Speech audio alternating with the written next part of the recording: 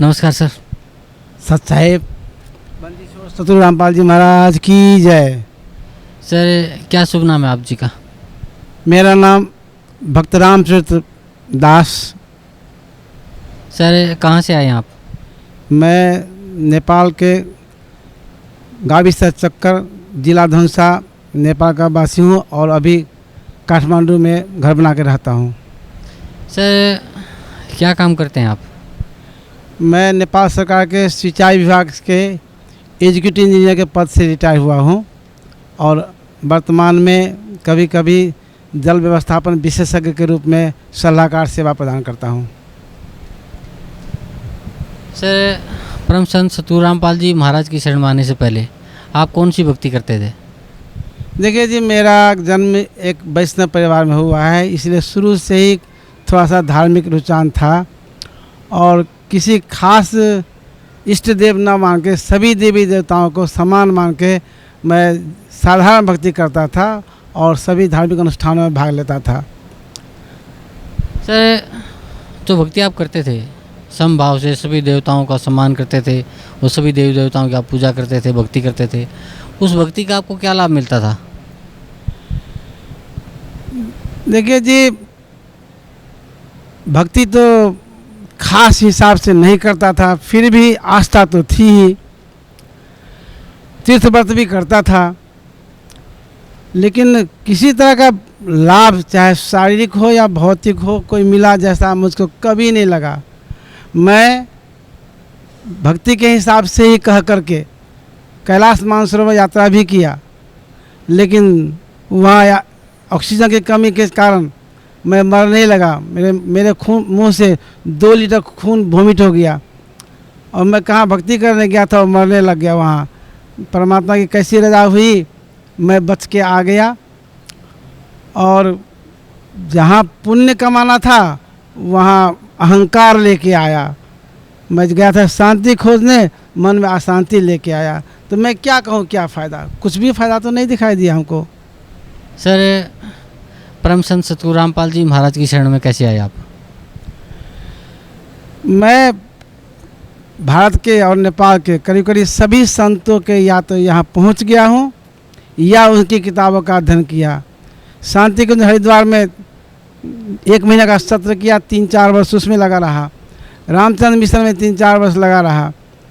सहज मार्ग में लगा रहा और पुट्टपर्ती में सत्य साई को तो भगवान मान के चलता था, लेकिन कहीं से कुछ मेरे मन की शांति कहीं नहीं हुई। मेरे मन में कुछ प्रश्न थे कि मैं कौन हूँ, मैं कहाँ से आया हूँ, कहाँ जाता हूँ, कौन ऐसा करता है। ये सारा प्रश्न का जवाब कहीं नहीं मिला। इसलिए मैंने अध्ययन भी खूब किया, कोई भी संत का किताब नहीं छोड़ा, लेकिन मन की शांति नहीं कहीं गई। तब मैं निराश हो गया कि मैं कहाँ जाऊँ। मेरे भाई साहब अभी भक्त सुमन दास हैं, वो कबीर पंथ के ही एक महंत थे और सभी वहाँ के स्थानीय महंतों का एक महामंडलेश्वर बनाए थे, उसके भी अध्यक्ष वही थे। तो मैं एक बार उनके आश्रम में गया, उनके हाथ में मैंने एक किताब देखी, परिभाषा प्रभु की। किताब का शीर्षक मुझे अटपटा लगा, क्योंकि जो ज्ञान मुझको था उसमें ऐसा था कि प्रभु वो है जिसको परिभाषित नहीं किया जा सकता। यहाँ किताब का नाम ही है परिभाषा प्रभु की, कैसा होगा। जिज्ञासा बस मैंने उल्टा दिया और उसका जब भूमिका ही पढ़ा तो लगा, मेरे को झटका सा लगा, अरे मैं जो खोजता था तो सब इसमें है ही। मेरे को लगा कि भाई साहब ये किताब हमको पढ़ने के लिए दीजिएगा, और मैं चला गया काठमांडू। फिर कुछ दिन के बाद आया तो किताब मांगा मैंने, उन्होंने कहा कि भाई किताब तो हमने वापस कर दिया। तो मैंने कहा ये तो ठीक बात नहीं है भाई साहब, हमको किताब ला दीजिए, ला दीजिए, ला दीजिए। कहा ठीक है ला दूंगा। ले आए, हमको भेज दिए काठमांडू। मैंने अध्ययन किया। अध्ययन करने के बाद मैं अपने आप को रोकना मुश्किल हो गया कि मैं वैसे मैं सदगुरु तो नहीं कहूँ। उस समय मैंने उस समय कहा रामपाल जी महाराज का दर्शन करना जरूरी है। मैंने अपने भाई साहब को निवेदन किया कि आप तो इसी लाइन के आदमी हैं, चलिए साथ चलेंगे दोनों भाई। लेकिन वो तो बड़े महंत, उनको फुर्सत कहाँ। वो आजकल करते करते 7-8 महीना गुजार दिए, मुझसे रहा नहीं गया। मैंने कहा अब इनका भी रास्ता छोड़ना चाहिए। मैं इंडिया में कहीं भी जा सकता हूँ अकेले, कोई दिक्कत नहीं है, क्योंकि मैं भारत से ही पढ़ा हूँ, पंतनगर से पढ़ा हूँ, इंजीनियरिंग किया हूँ, मेरे लिए क्या दिक्कत है। तो मैं मन में उठोट कर लिया कि नहीं, अब भाई साहब का भी साथ छोड़ देंगे, मैं अकेले जाऊँगा। ये कहते ही पता नहीं परमात्मा की कैसी रजा हुई कि मैं बिना पैसे खर्च किए बरवाला आ गया। हुआ यूँ कि मेरे एक मित्र जिसको रीढ़ की हड्डी में बहुत भयंकर दर्द होता था और उसको इलाज के लिए कोई नहीं था, तो हमको साथ में ले गया, पटना ले चलो कह के। पटना गया, वहाँ उसका इलाज डायग्नोसिस नहीं हो सका। डॉक्टरों ने क्या कहा कि आप इसको लखनऊ ले जाइए कि चंडीगढ़ ले जाइए। तो सलाह के बाद चंडीगढ़ जाना तैयार हुआ और वो हमको ही ले गया फिर चंडीगढ़। और चंडीगढ़ से मैंने फ़ोन किया करौथा आश्रम कह के, तो करौथा आश्रम तो नहीं, लैंडलाइन में नहीं लगा, मोबाइल में किया तो लग गया। मैंने कहा कि बरवाला आ जाओ। मैंने कहा बरवाला कहाँ है जी, मैं तो करौथा जानता हूँ। तो करौथा आश्रम नहीं है, आप बरवाला आ जाओ। आप कहाँ से बोल रहे हो? तो चंडीगढ़ से। तो चंडीगढ़ से हिसार का बस पकड़ लो, 35 किलोमीटर पहले ही उतर जाना, आ जाएगा बरवाला। तो इस प्रकार मैं बिना खर्च के बरवाला आ गया। और मैं तो पहले ही किताब पढ़ चुका था। तो आते ही 16 अगस्त 2008 में मैं सदगुरु के शरण में आ गया और नामदान ले लिया। सर, परम संत सतगुरु रामपाल जी महाराज की शरण में आने के बाद आपको क्या लाभ मिला? लाभ को मैं शब्द में क्या व्यक्त करूं। सबसे बड़ा लाभ तो ये हुआ कि मेरे प्रश्न सब डिग गए, मेरे पास कोई प्रश्न नहीं रहा, मेरा मन शांत हो गया। दूसरी बात, मेरे हाथ में देख रहे हैं एक कैंसर का दिखाई पड़ रहा है, ये एक छोटा सा फुंसी निकला जो बढ़ के कैंसर रूप ले लिया। मैं पेशा से इंजीनियर, 4 वर्ष तक इलाज कराया, किसी डॉक्टर से ठीक नहीं हुआ। तब अब मरता क्या नहीं करता, वो ओझाओं और झाड़ा लगाने वालों के पास गया, वो लोग भी महीनों दिन प्रयास किया, नहीं ठीक हुआ। और एक दिन ऐसे ही झाड़ा लगाने वाले ने मेरे गृह देवता, जो घर में लोग पूजते हैं गृह देवता, उसको कारिक कहते हैं हम अपने यहाँ, अपना देवता को, वो आए और उसने कहा कहाँ जाते हो डॉक्टर के पास, ये डॉक्टर से ठीक होने वाला है, ये तो मैंने किया है, क्योंकि मेरा न पूजा करते हो तुम लोग, न मेरा घर जो गहबर कहते हैं हम लोग, गहबर उजाड़ के फेंक दिए, पूजा नहीं करते हो, मैं एक एक को देखूंगा, तुम्हारा हाथ कटवा के छोड़ूंगा। मरता क्या करता, मैं फिर अपने सगे संबंधियों के पास आया कि भाई गहबर बनाओ, पूजा करो, किसी ने ध्यान नहीं दिया। तो फिर परमात्मा की शरण में मैं जब आ गया तो मैंने मन ही मन परमात्मा से प्रार्थना करके, हे प्रभु, अब मैं आपकी शरण में हूँ और अब आप जो करो, या तो हाथ कटवा दो या ठीक कर दो। आप विश्वास करें न करें, 2.5 महीना में ये घाव ये अपने आप ठीक हो गया। मैं डायबिटीज़ का पेशेंट हूँ, मैं प्रत्येक दिन एक टेबलेट खाता था और यहाँ आने पर भी मैं टेबलेट खाता ही था। एक बार मैंने परमात्मा से प्रार्थना किया कि परमात्मा आप हम पर दया कीजिए, मैं टेबलेट नहीं खाऊं, क्योंकि मैं प्रचार में जाता हूं, कहता हूं ये प्रभु की भक्ति करने से, सद्भक्ति करने से सारे रोग नष्ट हो जाते हैं, और मैं खुद दवा खाता हूं। तो बंदी छोड़ सतगुरु रामपाल जी ने कहा कि लोगों की बात क्यों सुनते हो, राम को भी तो लोग अच्छा नहीं कहे और लोगों की बात पर गर्भवती पत्नी को भेज दिया, नहीं दवा खाओ। फिर मैं 2 वर्ष तक खाता रहा। इसके बाद मैं फिर प्रार्थना किया, गुरुदेव, मैं उस समय थोड़ा सा अपने पर विश्वास नहीं था मुझको, मैंने आपसे दवा खाने की प्रार्थना की। अब मुझको पता चल गया कि मैं भक्ति करूँगा तो रोग क्या करेगा, और भक्ति नहीं करूँगा तो जी के क्या करूँगा।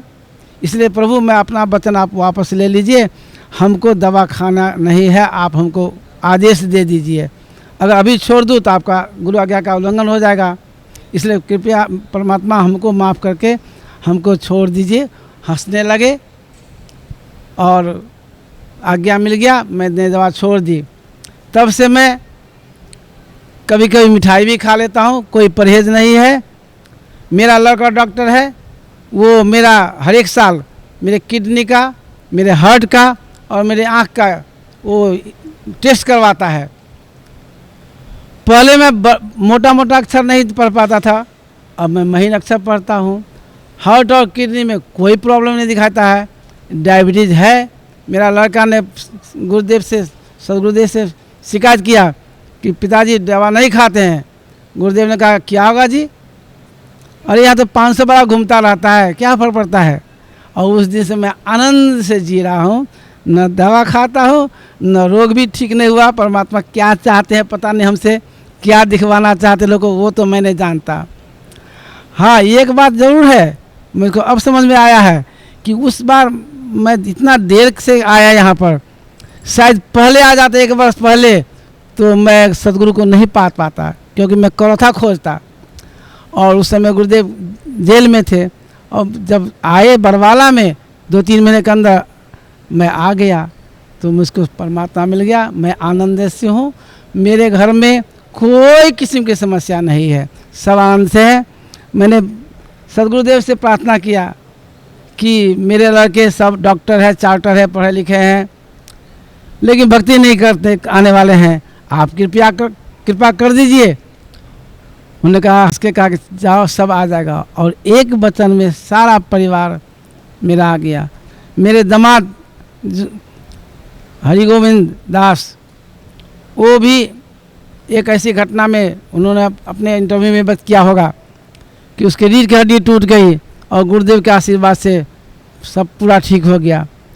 मेरे भाई साहब जो महंत थे, अपने क्या कहते हैं कि वो मान बड़ाई में अड़े हुए थे, नहीं आते थे, पढ़ कर के भी नहीं आते थे। मैंने कहा भाई साहब कहाँ लटके हुए हैं आप? अरे क्या करूं, लोग छोड़ता ही नहीं है। तो एक बार मैंने उसको तान के लाया, उनकी इच्छा तो थी ही, फिर मैंने जोर दे दिया, तान के लाया, और वो भी सतगुरु शरण में आकर के अब वो महंती भी छोड़ दिए हैं गुरुदेव के आदेश आज्ञा अनुसार, और साधारण किताब रह रहे हैं। तो मैं क्या कहूँ, मेरे जीवन में तो पहले मैं कर्ज से डूबा रहता था, 1 पैसा का कोई कंसल्टेंसी नहीं देता था।